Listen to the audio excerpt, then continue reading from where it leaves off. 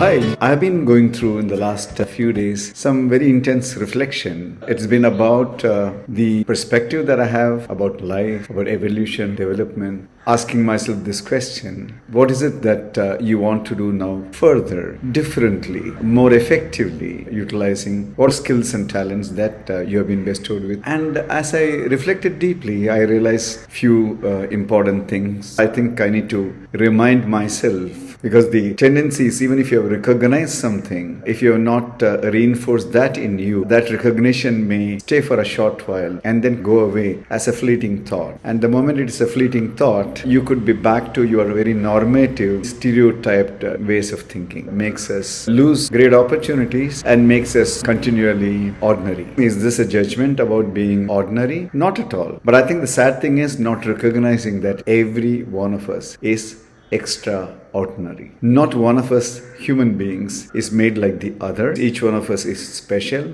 Each one of us is an awesome package. But the trip of the world of marketing is to reduce everything as much as possible into some kind of an average. That is what positioning is all about. Creating segments. And the moment you say that you are part of a segment, that means there are some very commonly attributed criteria, behaviors, and then based on that, then you're boxed into a category of a consumer or a customer. So that's the first part of the marketing trick, to box you in. The second part of the marketing trick is to create a feeling that you're not good enough. This is very funny. Create a sense of deficiency, create a sense of inadequacy, somehow create a need, even if it doesn't exist originally, and use the data and information to somehow create and justify that you actually have a deficit or a deficiency and you therefore actually need something. And the moment you start kind of believing that you need that, then there's a product or a service or whatever that is available to be sold to you. I guess by and large, whether it is pharmaceuticals, FMCG products, almost I would say 99% of marketing is about targeted segment, identified deficiency, and therefore selling. Who am I to complain? Because the world has got to go on. Everybody needs to have a vocation, a profession, a source of income.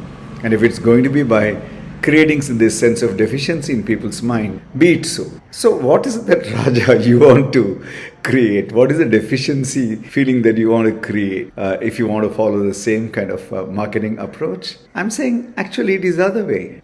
There is nothing to market in terms of deficiency. But I think there is a hell of a lot of good things to market in terms of sufficiency. I think there is a need to tell people in the world that you are okay right at this point of time. Your current context of life is unique. You are a special product sent into this world. And therefore what fits you, what applies to you, is very, very unique. And unless you recognize that uniqueness of your context, you will not recognize that you are a unique human being. And if you don't realize that, I think our tendency will be to identify ourselves with one more of that group, gang, crowd, whatever it is, and keep getting into this comparison traps, continue to reinforce this feeling that I'm not good enough. I think the biggest challenge for all of us is to know that right now in the context of life, it's okay.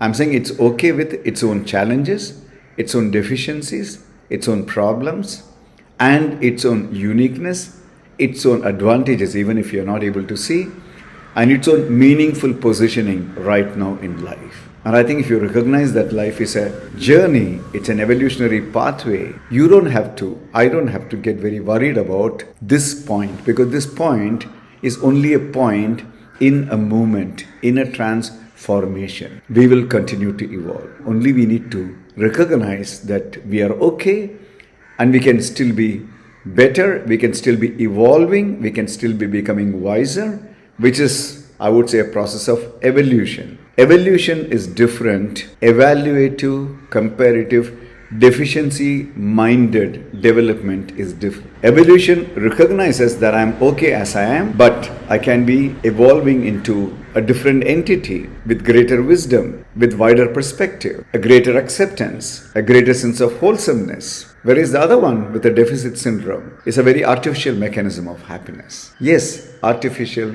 mechanism of happiness. So what is this mechanism of happiness? Very simple. Happiness is a scheme where anything of your wanting or desire is made available to you easiest or convenient way to fulfill what you hold as a deficiency in your mind.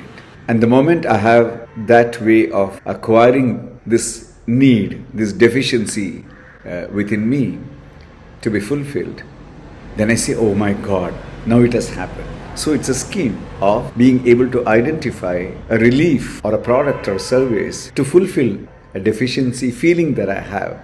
And the moment the connect happens between my deficiency feeling and the product of so-called desire, then I say, now I got it. I'm happy.